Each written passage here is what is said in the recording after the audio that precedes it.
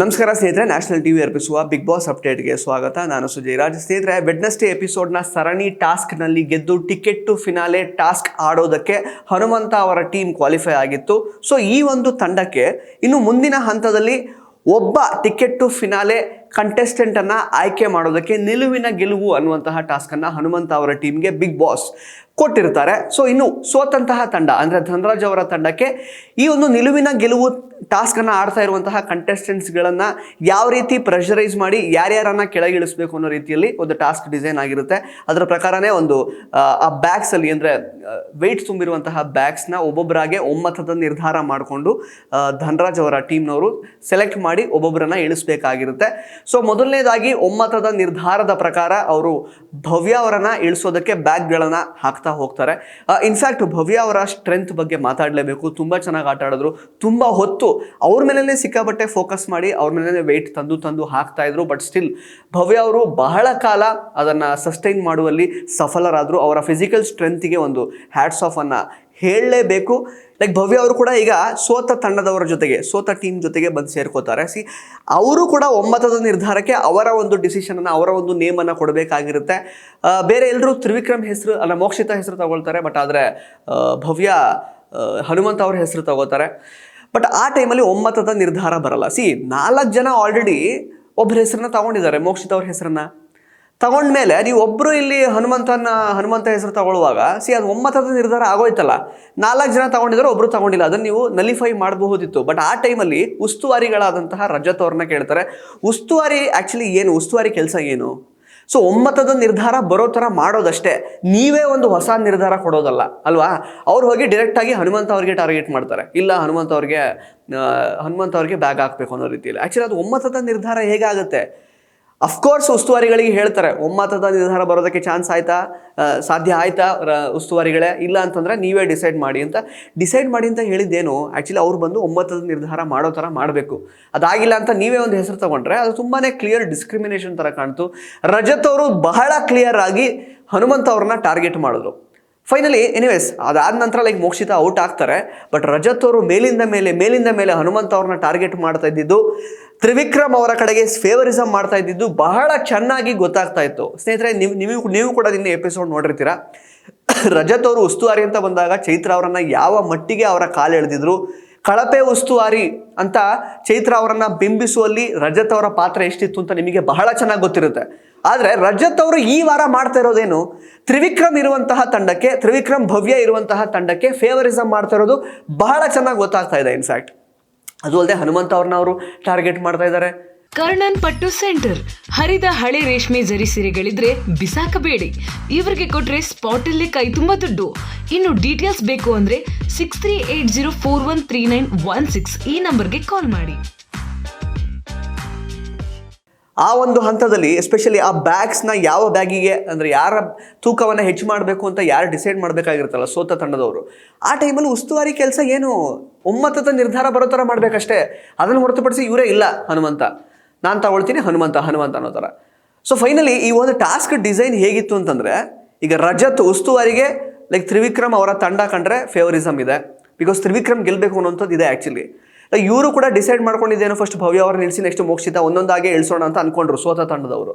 But ಕೊನೆಗೆ ಏನಾಯಿತು, ಅಲ್ಲಿ ತ್ರಿವಿಕ್ರಮ್ ಅವ್ರಿಗೆ ಲಾಸ್ಟಿಗೆ ಒಂದೇನೋ 2 ಬ್ಯಾಗ್ ಹಾಕಿದ್ರು ಅಷ್ಟೇ. ಬಟ್ ಹನುಮಂತ ಅವ್ರನ್ನ ಟಾರ್ಗೆಟ್ ಮಾಡಿ ಬೀಳಿಸುವಂತಹ ಒಂದು ವಿಷಯದಲ್ಲಿ ರಜತ್ ಅವರ ಪಾತ್ರ ಜಾಸ್ತಿ ಇತ್ತು. ಆ್ಯಂಡ್ ಅಫ್ಕೋರ್ಸ್ ಭವ್ಯ ಅವರು ಕೂಡ ಅಂದರೆ ಪಾರ್ಷಿಯಲಿ ಅವರು ತ್ರಿವಿಕ್ರಮಿಂದ ದೂರ ಆದವ್ರ ಥರ ನಡ್ಕೋತಾ ಇದ್ದಾರೆ ಅಷ್ಟೇ. ಪಾರ್ಷಿಯಲ್ ಆಗಿದ್ದಾರೆ ಅವರು. ಕಂಪ್ಲೀಟಾಗಿ ತ್ರಿವಿಕ್ರಮ್ ಅವರ ಒಂದು ನೆರಳಿನಿಂದ ಆಚೆ ಬಂದಿಲ್ಲ ಅವರು ಕೂಡ. ಇನ್ಫ್ಯಾಕ್ಟ್ ಹನುಮಂತ ಅವ್ರನ್ನ ಚೂಸ್ ಮಾಡೋದಕ್ಕೆ ಕಾರಣ ಅಲ್ಲಿ ತ್ರಿವಿಕ್ರಮ್ ಇದ್ದಾರೆ ಅಂತ, ಬೇರೆ ಇನ್ನೇನೂ ಇಲ್ಲ. ಅವ್ರು ಹೆಂಗೆ ಅಂತಂದರೆ ಒಂದು ಆಟ ಈಗ ಹನುಮಂತ ಅವ್ರ ಹೆಸರು ತಗೊಳ್ಳೋದು, ಒಂದು 2 ಆಟ, 3ನೇ ಆಟದಲ್ಲಿ ಇಲ್ಲ ತ್ರಿವಿಕ್ರಮಿಗೆ ಹಾಕಿ ಅನ್ನೋ ಥರ. ಅಂದರೆ ಅಷ್ಟು ವೆಯ್ಟಿಗೆ ತ್ರಿವಿಕ್ರಮ್ ಕೆಳಗೆ ಇಳಿಯಲ್ಲ ಅಂತ ಗೊತ್ತು, ಕನ್ಫರ್ಮೇಷನ್ ಇದೆ ಭವ್ಯ ಅವರಿಗೆ. ಹಾಗಾಗಿ ಓಕೆ ತ್ರಿವಿಕ್ರಮಿಗೆ ಮಧ್ಯೆ ಹಾಕಿ ಅಂದರೆ ಈ ಕಡೆ ಇಲ್ಲ ತ್ರಿವಿಕ್ರಮ್ ಪರ ವಹಿಸ್ಕೊಳ್ತಾ ಇದ್ದೀನಿ ಅಂತ ಕೂಡ ಅನ್ನಿಸ್ಕೊಳ್ಬಾರ್ದು. ಜೊತೆಗೆ ಇಲ್ಲಿ ಇಲ್ಲ ತ್ರಿವಿಕ್ರಮನ್ನು ಉಳಿಸ್ತಾನೂ ಇರಬೇಕು. ಒಟ್ನಲ್ಲಿ ಸಾಕು, ತುಂಬ ಚೆನ್ನಾಗಿ ಅವರು ಕನ್ನಿಂಗ್ ಆಗಿ ಆಟ ಆಡಿದ್ರು ಇನ್ಫ್ಯಾಕ್ಟ್. ಬಟ್ ರಜತ್ ಅವರ ಕ್ಲಿಯರ್ ಡಿಸ್ಕ್ರಿಮಿನೇಷನ್ ಕಾಣ್ತಾ ಇತ್ತು. ಫೈನಲ್ ಆಗಿ ತ್ರಿವಿಕ್ರಮ್ ಅವರು ಈ ಒಂದು ನಿಲುವಿನ ಗೆಲುವು ಟಾಸ್ಕ್ನಲ್ಲಿ ವಿನ್ ಆಗಿ ಅವ್ರಿಗೆ ಟಿಕೆಟ್ ಟು ಫಿನಾಲೆ ಟಾಸ್ಕ್ ಆಡೋದಕ್ಕೆ ಆ ಒಂದು ಬ್ಲೂ ಬ್ಯಾಂಡ್ ಬರುತ್ತೆ. ಆ್ಯಂಡ್ ರಜತ್ ಅವ್ರು ಆಲ್ರೆಡಿ ಲೈಕ್ ಅಂದರೆ ಕ್ಯಾಪ್ಟನ್ ಆಗಿರೋದ್ರಿಂದ ಡೈರೆಕ್ಟಾಗಿ ಅವ್ರಿಗೆ ಟಿಕೆಟ್ ಟು ಫಿನಾಲೆ ಟಾಸ್ಕ್ ಆಡೋದಕ್ಕೆ ಒಂದು ಬ್ಯಾಂಡನ್ನು ಕಳಿಸ್ಕೊಡ್ತಾರೆ ಅವರಿಬ್ರಿಗೂ ಕೂಡ. ಬಟ್ ಈ ನಿಲುವಿನ ಗೆಲುವು ಟಾಸ್ಕ್ ಏನಿತ್ತಲ್ಲ, ಕ್ಲಿಯರ್ ಆಗಿ ತ್ರಿವಿಕ್ರಮ್ ಅವ್ರನ್ನ ಗೆಲ್ಸೋದಕ್ಕೇ ಕೊಟ್ಟಂತಹ ಟಾಸ್ಕ್ ಥರ ಇತ್ತು ಸ್ನೇಹಿತರೆ. ರಜತ್ ಅವರ ಕ್ಲಿಯರ್ ಡಿಸ್ಕ್ರಿಮಿನೇಷನ್ ಅಂದರೆ ಅವ್ರು ಎಷ್ಟರ ಮಟ್ಟಿಗೆ ಇನ್ನೂ ಅಫ್ಕೋರ್ಸ್ ಅವರು ಲಾಸ್ಟ್ ತನಕ ತಂದು ಕೊನೆಗೆ ಈಗ ರಜತ್ ಮತ್ತು ವಿಕ್ರಮ್ ಮಧ್ಯೆ ಬಂದಾಗ ಅವಾಗಲೂ ತ್ರಿವಿಕ್ರಮ್ಗೆ ಬಿಟ್ಕೊಡ್ತಾರ ಗೊತ್ತಿಲ್ಲ, ನೋಡ್ಬೇಕು ಹೇಗಂತ. ಬಟ್ ಡಿಸ್ಕ್ರಿಮಿನೇಷನ್ ಅಂತೂ ಆಗಿದೆ, ಫೇವರಿಸಮ್ ಮಾಡ್ತಾ ಇದ್ದಾರೆ ಅವರು. ಆ್ಯಂಡ್ ಅಗೈನ್ ಅದನ್ನು ಹೊರತುಪಡಿಸಿದ್ರೆ ಈಗ ತ್ರಿವಿಕ್ರಮ್ ಸೆಲೆಕ್ಟ್ ಆಗ್ತಾರೆ. ಈ ಕಡೆ ಸೋತ ತಂಡದವರು ಈಗ ಒಬ್ಬರನ್ನ ಅವರ ತಂಡದಲ್ಲೇ ಚೂಸ್ ಮಾಡಿ ಒಬ್ಬರನ್ನ ಆಚೆಗೆ ಇಡಬೇಕು. ಇವಾಗ ಟಿಕೆಟ್ ಟು ಫಿನಾಲೆ ಟಾಸ್ಕ್ ಆಡದೇ ಇರೋ ಥರ ಒಬ್ಬರನ್ನ ಆಚೆ ಇಡಬೇಕು. ಸೊ ಆಬ್ವಿಯಸ್ ಆಗಿ ಚೈತ್ರ ಅವ್ರ ಹೆಸರನ್ನು ತಗೊಳ್ತಾರೆ. ಚೈತ್ರ ಅವರು ಹೇಗೆ ಗೊತ್ತಲ್ಲ, ಅಯ್ಯೋ ಎಲ್ಲರೂ ಸೇರ್ಕೊಂಡು ನಾನು ಆಟ ಆಡೋಕ್ಕೆ ಸ್ಟಾರ್ಟ್ ಮಾಡಿಬಿಟ್ಟಿದ್ದೆ. ಇನ್ನೇನು ಅಫ್ಕೋರ್ಸ್ ಸ್ಟಾರ್ಟ್ ಮಾಡಿದ್ರು, ಅವರು ಚೆನ್ನಾಗಿ ಆಟ ಆಡಿದ್ರು. ನಿನ್ನೆ ಕಂಪೇರ್ ಟು ಮೋಕ್ಷಿತ ತುಂಬ ಚೆನ್ನಾಗಿ ಆಟ ಆಡಿದ್ರು ಮಂಡೇ ಟಾಸ್ಕ್ ಅಥವಾ ಟ್ಯೂಸ್ಡೇ ಟಾಸ್ಕ್ ಎಲ್ಲ ನೋಡುವಾಗ. ಬಟ್ ಆದರೆ ಏನು ಮಾಡಲಿಕ್ಕಾಗಲ್ಲ, ಅವರು ಇಡೀ ಅವರ ಸೀಸನ್ ಇಲ್ಲಿ ತನಕದ ಒಂದು ಜರ್ನಿ ನೋಡ್ಕೊಂಡು ಬರುವಾಗ ಅವರು ಧನರಾಜ್ ಅವ್ರಿಗೆ ಗೌತಮಿ ಮತ್ತು ಮಂಜು ಅವರಿಗೆ ಹೋಲಿಸಿಕೊಂಡ್ರೆ ಅವ್ರು ಸ್ವಲ್ಪ ಕಡಿಮೆನೇ ಇದ್ದಾರೆ. ಸೊ ಹಾಗಾಗಿ ಅವರನ್ನು ಹೊರಗಡೆ ತೆಗಿತಾರೆ ಅವ್ರನ್ನ. ಇನ್ಫ್ಯಾಕ್ಟ್ ಈ ವಿಷಯದಲ್ಲಿ ಅಗೈನ್ ಇಲ್ಲಿ ಕೂಡ ಚೈತ್ರ ಅವ್ರ ಕಡೆಯಿಂದ ಒಮ್ಮತದ ನಿರ್ಧಾರ ಬರಲ್ಲ. ಚೈತ್ರ ಅವರು ನಾನೇ ಹೊರಗಡೆ ಹೋಗ್ತೀನಿ ಅಂತ ಯಾಕೆ ಒಪ್ಕೋತಾರೆ? 3 ಜನದ ಒಂದು ಮ್ಯಾಕ್ಸಿಮಮ್ ಒಮ್ಮತದ ನಿರ್ಧಾರ ಬಂದಾಯಿತು, ಚೈತ್ರ ಅವ್ರನ್ನ ಹೊರಗಿಡ್ತೀವಿ ಅಂತ. ಆ ಟೈಮಲ್ಲಿ ರಜತ್ ಅವರಿಗೆ ಬಿಗ್ ಬಾಸ್ ಏನು ಒಂದು ಸೂಚನೆ ಕೊಡಲಿಲ್ಲ, ಇಲ್ಲಿ ಒಮ್ಮತದ ನಿರ್ಧಾರ ಬರ್ತಾ ಇಲ್ಲ, ನೀವು ಹೋಗ್ಬಿಟ್ಟು ನಿಮ್ಮ ಡಿಸಿಷನ್ ಹೇಳಿ ಅಂತ ಕೊಡಲಿಲ್ಲ ಅಲ್ವಾ? ಸೊ ಉಸ್ತುವಾರಿ ಕೆಲಸ ಏನು? ಒಮ್ಮತದ ನಿರ್ಧಾರ ಅಂದರೆ ಮ್ಯಾಕ್ಸಿಮಮ್ ವೋಟ್ಸ್ ಒಂದು ವಿಷಯಕ್ಕೆ ಸಂಬಂಧಪಟ್ಟ ಹಾಗೆ ಬಂತು. ಸೊ ಹಾಗಾಗಿ ಅದನ್ನು ಅನೌನ್ಸ್ ಮಾಡ್ಬೇಕು, ಅದು ಬರೋ ಥರ ಮಾಡ್ಬೇಕಷ್ಟೇ. ಅದು ಬಿಟ್ಬಿಟ್ಟು ಈಗ ಎಲ್ಲರೂ 4 ಜನ ಒಬ್ಬರನ್ನ ಸೆಲೆಕ್ಟ್ ಮಾಡಿರ್ತಾರೆ, ಒಬ್ಬರು ಬಂದು ಅಫ್ಕೋರ್ಸ್ ಈಗ ಚೈತ್ರ ಅವರನ್ನು ಹೊರಗಿಡಬೇಕು ಅಂತ ಹೇಳಿದಾಗ ಚೈತ್ರ ಅವ್ರು ಯಾಕೆ ಒಪ್ಕೋತಾರೆ? ನಾನು ಹೋಗ್ತೀನಿ, ನಾನು ನಿಮ್ಗಿಂತ ಸ್ವಲ್ಪ ವೀಕ್ ಇದ್ದೀನಿ ಅಂತ ಯಾಕೆ ಒಪ್ಕೊಂಡು ಹೋಗ್ತಾರೆ? ಸೊ ಆ ಟೈಮಲ್ಲಿ ಬಿಗ್ ಬಾಸ್ ಏನು ಹೇಳ್ತಾರೆ, ರಜತ್ ಅವರೇ ಒಮ್ಮತದ ನಿರ್ಧಾರ ಪ್ರಕಾರ ಚೈತ್ರ ಅವ್ರ ಹೆಸರು ತಗೊಂಡಿದ್ದಾರೆ 3 ಜನ ಆ ಟೀಮಲ್ಲಿ, ಹೋಗ್ಬಿಟ್ಟು ಅವ್ರನ್ನ ಕ್ಯಾನ್ಸಲ್ ಮಾಡಿ ಅಂತ ಹೇಳ್ತಾರೆ. ಅಲ್ಲಿ ನಿಮ್ಮ ಡಿಸಿಷನ್ ಕೊಡಿ ಅಂತ ಹೇಳಿಲ್ಲ. ಸೊ ಅದನ್ನೇ ಅವರು ಮಾಡಬೇಕಾಗಿದ್ದು. ಇನ್ಫ್ಯಾಕ್ಟ್ ಆ್ಯಕ್ಚುಲಿ ಆ ಒಂದು ನಿಲುವಿನ ಗೆಲುವು ಟಾಸ್ಕಲ್ಲಿ ಅವರು ಒಮ್ಮತದ ನಿರ್ಧಾರ ಬರೋ ಥರ ನೋಡ್ಕೋಬೇಕು. ಅವರ ಡಿಸಿಷನ್, ಅವರ ಪರ್ಸ್ನಲ್ ಡಿಸಿಷನ್ ಅವ್ರು ಹೇಳಂಗಿಲ್ಲ. ಆ್ಯಕ್ಚುಲಿ ಕಿಚ್ಚ ಸುದೀಪ್ ಅವರು ಬಹುಶಃ ಇದನ್ನು ತರಾಟೆಗೆ ತೆಗೆದುಕೊಳ್ತಾರೆ ಅನ್ನುವಂತಹ ನಂಬಿಕೆ ಇದೆ. ಉಸ್ತುವಾರಿ ಮಾಡಬೇಕಷ್ಟೇ. ಇಟ್ ವಾಸ್ ಲೈಕ್ ಅವ್ರಿಗೆ ಹೇಗೆ ಬೇಕೋ ಹಾಗೆ. ಇನ್ಫ್ಯಾಕ್ಟ್ ಆ ಫಸ್ಟಿಗೆ ಸೇಫ್ ಝೋನ್ ಮೊದಲು ಟಿಕೆಟ್ ಟು ಹೋಮಿಂದ ಸೇಫ್ ಝೋನಿಗೆ ಕರ್ಕೊಂಬರುವಂತಹ ಟಾಸ್ಕಲ್ಲೂ ಕೂಡ ಧನರಾಜ್ ಅವರು ಯಾವಾಗ ಅವರು ಡಿಫೆಂಡ್ ಮಾಡ್ಕೊಳ್ಳದೆ ಅವರು ಟಿಕೆಟ್ ಟು ಹೋಮ್ ಆಟ ಆಡೋದಕ್ಕೆ ಹೋಗ್ತಾರಲ್ಲ, ಬಾಲ್ ಆಟ, ಆ ಟೈಮಲ್ಲೂ ತ್ರಿವಿಕ್ರಮ್ ಹತ್ರ ಹೋಗಿ ಮಾತಾಡ್ತಿದ್ದಾರೆ ಅವರು. ಧನರಾಜ್ನ ಕಳಿಸೋ ಥರ ಏನಿತ್ತು ಅನ್ನೋ ಥರ ಧನರಾಜ್ ಅವ್ರು ಸ್ಟ್ಯಾಂಡ್ ತಗೋಬೇಕಾಗಿತ್ತು. ಉಸ್ತುವಾರಿ ಕೆಲಸ ಮಾಡಬೇಕಲ್ವಾ? ಸೊ ಇಲ್ಲೂ ಹಾಗೆ ಆಯಿತು.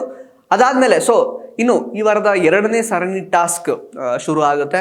ಅದರಲ್ಲಿ ಇನ್ಫ್ಯಾಕ್ಟ್ ಒಂದು ಆಪ್ಷನ್ ಕೊಡ್ತಾರೆ ಬಿಗ್ ಬಾಸ್ ಅವರು, ನೀವು ಗ್ರೂಪ್ ಚೇಂಜ್ ಮಾಡ್ಕೊಳ್ಳಿ ಅಂತ.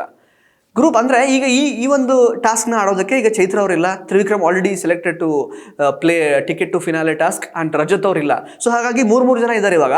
ಸೊ ತಂಡಗಳನ್ನ ಬದಲಾಯಿಸ್ಕೊಳ್ತೀರಾ ನೋಡಿ ಅಂತ ಹೇಳ್ತಾರೆ. ಆಗಲೂ ಬದಲಾಯಿಸ್ಕೊಳ್ಳೋದು. ಇನ್ಫ್ಯಾಕ್ಟ್ ಮಂಜು ಅವರು ಒಂದ್ಸಲ ಹೇಳ್ತಾರೆ ಬದಲಾಯಿಸ್ಕೊಳ್ಳೋಣ ಅಂತ, ಬಟ್ ನಿಜವಾಗ್ಲೂ ಇಲ್ಲ, ನಾನು ಬೇರೆ ತಂಡದಲ್ಲಿ ಆಡ್ತೀನಿ. ಅಟ್ಲೀಸ್ಟ್ ಈಗ ಒಂದು ಕಾಂಬಿನೇಷನ್ ಚೇಂಜ್ ಆಗಿರ್ತಿದ್ದಿದ್ರೆ ವ್ಯಕ್ತಿತ್ವ ಬೇರೆ ಥರ ಕಾಣಿಸ್ತಾ ಇತ್ತು. ಇನ್ಫ್ಯಾಕ್ಟ್ ಅದನ್ನು ಮಾಡ್ಕೊಳ್ಳೋ ಇದರಲ್ಲೇ ಇಲ್ಲ. ಮೋಕ್ಷಿತ ಅವರಂತ ಬಿಡಿ, ಫಸ್ಟಿಂದನೇ ಅವರು ಎಲ್ಲಿ ಮಂಜಣ್ಣ ಇರ್ತಾರೋ ಆ ಕಡೆಗೆ ಹೋಗಲ್ಲ ಅವರು ಇಲ್ಲ ಪರವಾಗಿಲ್ಲ, ಇವ್ರ ಜೊತೆಗೂ ಹೊಂದಾಣಿಕೆ ಅಂತ ಏನಿಲ್ಲ ಅವ್ರಿಗೆ, ಭವ್ಯ ತ್ರಿವಿಕ್ರಮ್ ಟೀಮ್ ಜೊತೆಗೇನು. ಬಟ್ ಅಲ್ಲಿ ಬೇಡ ಅಂತ ಇಲ್ಲಿ ಅವರಿದ್ದಾರೆ.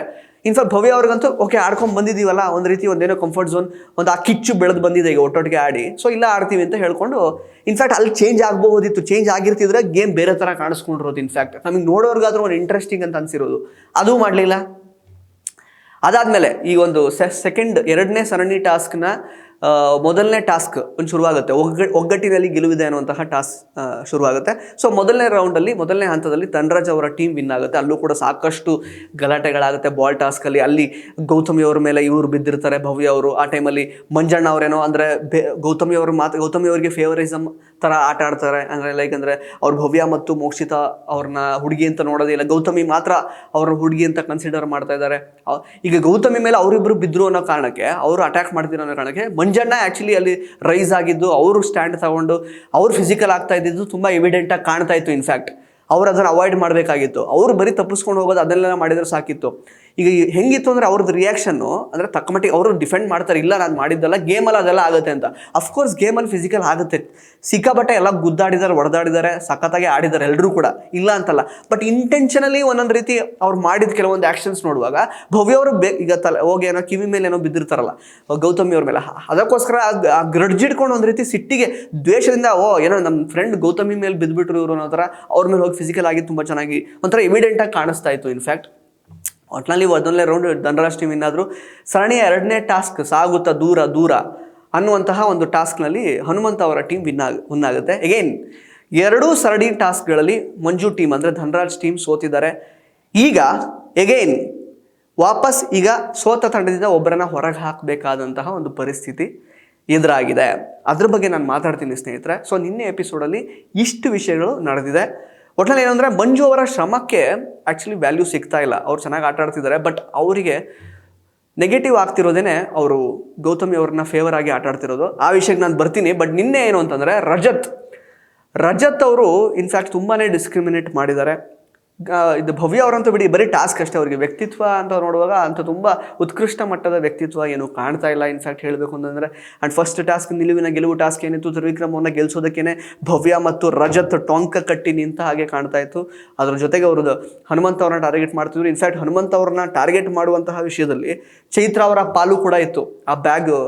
ಆ ವೆಯ್ಟ್ ಬ್ಯಾಗ್ ಆಟ ಆಡುವಾಗ, ನಿಲುವಿನ ಗೆಲುವು ಟಾಸ್ಕ್ ಆಟ ಆಡುವಾಗ ಚೈತ್ರ ಅವರಿಗೆ ಏನಕ್ಕೆ ಟಾರ್ಗೆಟ್ ಅಂತಂದರೆ ಹನುಮಂತ ಅವ್ರು ಯಾವಾಗಲೂ ಕಳಪೆ ಅಥವಾ ಇನ್ನೂ ನಾಮಿನೇಷನ್ ರೀಸನ್ ಕೊಡುವಾಗ ಅವ್ರು ಯಾವಾಗಲೂ ಚೈತ್ರ ಅವ್ರ ಹೆಸರನ್ನ ತಗೊಳ್ತಾ ಇದ್ರಲ್ಲ, ಅದಕ್ಕೆ ಚೈತ್ರ ಅವರಿಗೆ ಹನುಮಂತ ಅವ್ರ ಮೇಲೆ ಕೋಪ ಇವಾಗ. ಸೊ ಇಷ್ಟ ಆಗಿದೆ ಸ್ನೇಹಿತರೆ ನಿನ್ನೆ ಎಪಿಸೋಡ್ನ. ಇವತ್ತು ಬೆಳಗ್ಗೆ ಬಂದಿರುವಂತಹ ಪ್ರೋಮೋ ಬಗ್ಗೆ ನಾನು ಸವಿಸ್ತಾರವಾಗಿ ನೆಕ್ಸ್ಟ್ ಅಪ್ಡೇಟ್ ಕೊಡ್ತೀನಿ. ನಿನ್ನೆ ನಡೆದಿರುವಂತಹ ಎಪಿಸೋಡ್ ಬಗ್ಗೆ ನಿಮಗೇನು ಅನಿಸ್ತು ಸ್ನೇಹಿತರೆ? ರಜತ್ ಅವರ ಡಿಸ್ಕ್ರಿಮಿನೇಷನ್, ರಜತ್ ಅವರ ಕಳಪೆ ಉಸ್ತುವಾರಿ ಎದ್ದು ಕಾಣ್ತಾ ಇತ್ತು, ಫೇವರಿಸಮ್ ಎದ್ದು ಕಾಣ್ತಾ ಇತ್ತು. ಅದ್ರ ಬಗ್ಗೆ ನಿಮಗೇನು ಅನಿಸುತ್ತೆ? ತ್ರಿವಿಕ್ರಮ್ ಅವರು ಟಿಕೆಟ್ ಟು ಫಿನಾಲೆ ಟಾಸ್ಕ್ಗೆ ಆಡೋದಕ್ಕೆ ಅರ್ಹತೆಯನ್ನು ಪಡ್ಕೊಂಡಿದ್ದಾರೆ, ಅದ್ರ ಬಗ್ಗೆ ಏನು ಅನಿಸುತ್ತೆ? ಮಂಜು ಅವರು ಗೌತಮಿ ಮೇಲೆ ಭವ್ಯ ಮತ್ತು ಮೋಕ್ಷಿತ ಅಟ್ಯಾಕ್ ಮಾಡಿದ್ರು ಅನ್ನೋ ಕಾರಣಕ್ಕೆ ಭವ್ಯ ಅವ್ರ ಮೇಲೆ ಅವರು ಸ್ವಲ್ಪ ಅಟ್ಯಾಕ್ ಮಾಡಿದ್ರು, ಫಿಸಿಕಲ್ ಆದರು. ಅದ್ರ ಬಗ್ಗೆ ನಿಮ್ಮ ಒಪಿನಿಯನ್ ಏನು? ಇದೆಲ್ಲವನ್ನು ದಯವಿಟ್ಟು ಕಮೆಂಟ್ ಬಾಕ್ಸಲ್ಲಿ ಕಮೆಂಟ್ ಮಾಡಿ ತಿಳಿಸಿ. ಧನ್ಯವಾದ.